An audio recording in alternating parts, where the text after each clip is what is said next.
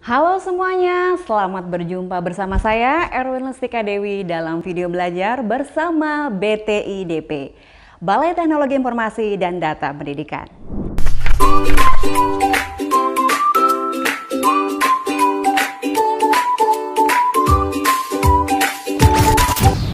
Hi, my great student, how are you? I hope all of you are okay. Apakah kalian pernah mempunyai pengalaman atau suatu kejadian yang menyenangkan atau bahkan menyedihkan? Kalau pengalaman itu menyenangkan, pasti rasanya ingin cepat-cepat diceritakan ke orang lain kan ya, misalnya ke sahabat dekat kita nih. Lalu bagaimana dengan pengalaman yang menyedihkan? Pasti di saat kita menceritakannya ke orang lain, sungguh sangat menguras emosi. Nah, berbicara tentang pengalaman yang menyenangkan atau yang menyedihkan, kira-kira teks apa yang akan kita gunakan untuk menceritakannya? Okay, great. In this video, we are going to learn about recount text. It's include definition, generic structure, social function, language feature, sample question, and types of recount text. Baiklah, tanpa harus berlama-lama, biar nggak penasaran, yuk simak ke videonya. Check it out! Hi my great student, jadi seperti yang sudah saya bicarakan di awal, in this good occasion, we are going to learn about recount text. Jadi kita mau belajar tentang recount text. Apa sih yang akan kita bahas? Ya, yang pertama ada definition atau pengertian dari recount text. Selanjutnya ada types atau jenis-jenis dari recount text. Kemudian ada social function atau fungsi dari recount text dan generic structure atau struktur recount text. Lanjut ada language features, adalah unsur kebahasan apa saja yang kita gunakan untuk menyusun sebuah recount text. Dan yang terakhir, sample question, yaitu contoh soal dan juga pembahasannya. Baiklah, jadi yang pertama kita akan ke definition atau pengertian dari recount text. Recount text is the text which tells about something happened in the past. Jadi recount text ini digunakan untuk menceritakan kembali tentang sesuatu yang sudah terjadi di masa lampau. Baik itu menyenangkan ataupun menyedihkan gitu kan. Selanjutnya kita ke types. Jadi jenis-jenis dari recount text itu sendiri diantaranya ada personal recount. Personal recount ini yaitu usually retells an event that the writer was personally involved in. Jadi, personal recount biasanya digunakan untuk menceritakan kembali kejadian-kejadian yang dialami secara pribadi, secara personal oleh penulis, ya kan, baik itu berupa experience, pengalaman-pengalaman ya, itu termasuk ke personal recount. Selanjutnya ada historical recount ya. Historical recount is a text that tells about historical event in the past so that people will know about the important event in the past. Jadi biasanya historical recount ini digunakan untuk menceritakan hal-hal yang bersifat sejarah di masa lampau sehingga kita bisa tahu event-event penting gitu kan, apa saja kejadian-kejadian penting yang terjadi di masa lampau tuh apa saja gitu. Selanjutnya ada biography. Jadi biografi ini usually retells an account of a personal life. Jadi biasanya digunakan untuk menceritakan kisah kehidupan seseorang begitu. Selanjutnya ada factual recount.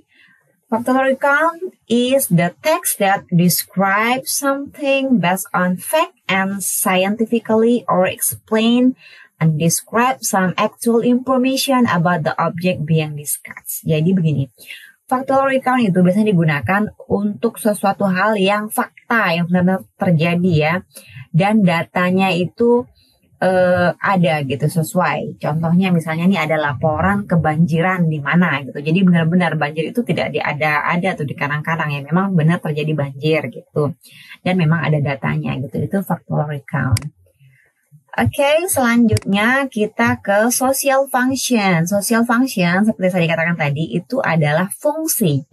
Apa sih fungsi dari recount text? Oke, yang pertama, to inform the reader by telling the past event historically and achievement in a personal life. Jadi untuk menceritakan kejadian di masa lalu, ya kan, kemudian atau pencapaian hidup seseorang gitu. Yang kedua, to chronicle past event regarded as historically significant. Jadi untuk mencatat kejadian masa lalu yang terjadi secara historis gitu. Itu fungsinya ya dari recount text. Kita lanjut ke generic structure atau struktur dari teks itu sendiri, ya kan? Bisa juga dikatakan tahapan atau bagian-bagian yang ada dalam teks gitu. Contohnya kalau manusia itu kan ada kepalanya, ada badannya, ada kakinya. Teks juga begitu, ada bagian-bagiannya. Nah, bagian dari teks recount ini yang pertama ada orientation, events, dan yang terakhir ada reorientation. Orientation tell who is involved in the story, when, where, and why the story happened.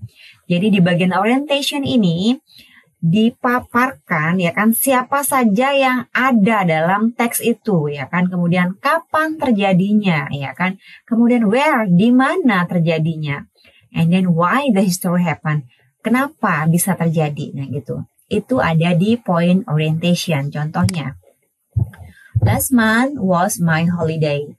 I and my classmates went to Bali. Nah, jelaskan last month ini adalah when. Kapan terjadinya? Oke. Oh, ternyata terjadinya bulan lalu ya kan. Who? Siapa saja yang terlibat dalam bacaan atau teks ini? Ada I and my classmates. Jadi saya dan teman sekelas gitu. Kemudian where? Di mana? Bali gitu. Jadi jelaskan di sini di bagian orientation ini. Selanjutnya ada bagian events ya. Tells what happened in the story. Jadi events ini adalah kumpulan atau sederetan kegiatan-kegiatan yang ada dalam bacaan itu. Kalau misalnya tadi kan liburan ke Bali kan, kita lihat contohnya tuh misalnya. The first tourist object that we visited was Sanur Beach. Jadi itu ada rentetannya di sini. Pertama dia pergi ke pantai Sanur, ya kan? We played sand and water on the beach. Jadi bermain pasir dan juga bermain air. We also visited Sukawati Market. Jadi setelah dia dari pantai, kemudian dia ke pasar. Nah ini kan ada urutan kan, ada deretan kejadian-kejadian. Nah di bagian ini namanya tuh events. Selanjutnya yang ketiga ada reorientation. Nah, tells the conclusion of the story. Jadi di bagian ini tuh ada kesimpulan dari bacaan ini ya. Kesimpulan ini bisa jadi apa sih yang dirasakan ataupun pesan dan kesan gitu kan. Ini tuh ada di bagian reorientation. Mari kita lihat contohnya. We were very happy, ya kan. Jadi setelah tadi dijelaskan, ya kan, mereka pergi kemana saja. Ternyata kesimpulannya sangat bahagia gitu. We were in Bali for 4 days. Gitu. Jadi di Bali ada 4 hari begitu. Itu adalah kesimpulannya. Selanjutnya kita ke language features. Jadi unsur kebahasaan apa saja yang kita gunakan untuk membentuk sebuah recount text. Yang pertama ada past tense. Udah jelas, kalau past tense itu maka kita pakai verb to atau kata kerja kedua. I went to Bandung 2 days ago, ya kan? When, ya berasal dari kata go, when, gone, maka yang kita pilih adalah when karena dia adalah verb to. Kemudian ada adverb of time. Adverb kata keterangan, time waktu. Jadi ada last month, kemudian ada 2 days ago, bisa juga yesterday, dan masih banyak lagi ya yang bisa dipilih ya. Lanjut ada action verb ya, kan kata-kata kerja contohnya drove, broke gitu. Kemudian ada conjunction atau konjungsi atau kata penghubung ya kan, contohnya then. Dan itu berikutnya atau selanjutnya. Kemudian ada after that, setelah itu. Nah, itu yang kita gunakan ya. Lanjut sekarang kita ke ini. Yang terakhir, sample question. Ya. Contoh soal, ini ada bacaan Ki Hajar Dewantara. Nah, udah jelas banget. Dari judulnya aja udah bisa ketangkep kalau ini adalah contoh dari biografi. Kenapa? Karena dia akan menceritakan kisah hidupnya Ki Hajar Dewantara. Oke, kita lihat apa soalnya. Yang pertama, why is the text written? Jadi, untuk apa, mengapa teks ini dibuat gitu. Ini sudah jelas bahwa yang ditanyakan adalah social function. Mari kita lihat dari optionnya. To relate Ki Hajar Dewantara's experience. B. To describe Ki Hajar Dewantara's name. C. To amuse the reader by telling the story. And then D. To tell the readers the story of Ki Hajar Dewantara. Jadi udah jelas sekali ya jawabannya. Yang cocok itu adalah yang D. To tell the reader the story of Ki Hajar Dewantara. Karena ini ada merupakan social function, fungsi dari recount text. Kemudian soal yang kedua, why did Ki Hajar Dewantara change his name? Mari kita lihat dari bacaannya.